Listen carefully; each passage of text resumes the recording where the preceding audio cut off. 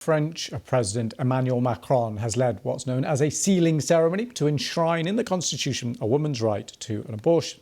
Abortion was decriminalised in France 50 years ago, but the Parliament voted for the amendment on Monday, making France the first country in the world to guarantee such a right. Well, here's our correspondent, Hugh Schofield.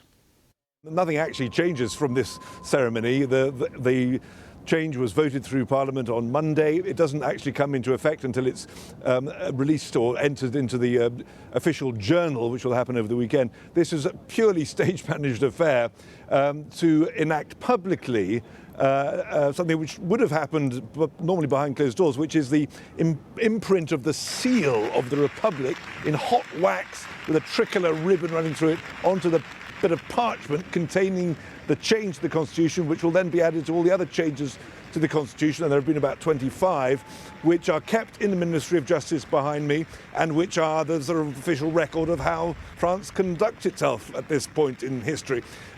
So it was done in due form and with plenty of ceremony, slightly archaic ceremony with his ancient machine from the 19th century, but it was great fun. The sun was shining. We're in the middle of Paris in Place Vendôme, and a crowd of very happy people, 300 or 400 people. I mean, not a massive crowd, but people who felt very strongly about it turned out and cheered the event.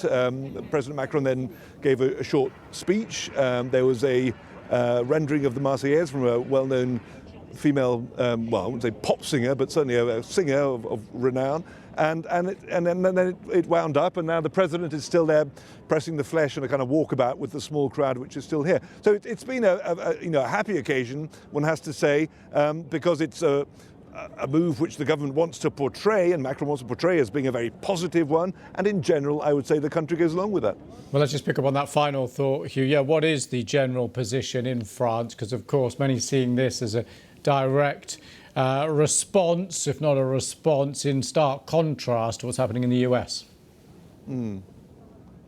Well, the French like, and certainly sort of the French establishment like nothing better than to be leading the world on social issues like this. I mean, that's a heritage of the revolution. They like to sense that they have spotted the way societies are going and have written into their laws and constitutions protections which other countries will then follow.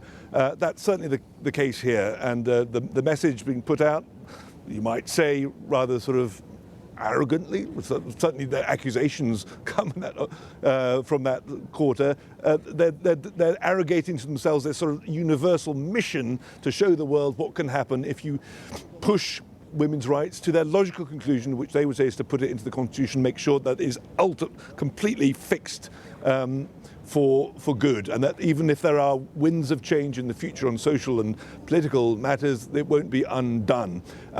So in general, I would say, as I say, people go along with that of course there's opposition to abortion here, as there is in many countries. There's a strong-ish Catholic Church, a minority of, say, 15% of the population are against this.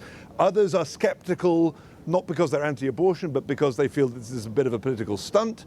But no one wants to say that, because if they say that, they'll come out sounding like they're anti-women's rights. So in general, it's been a sort of happy moment, and one in which France can think of itself as leading the world, and they love doing that here.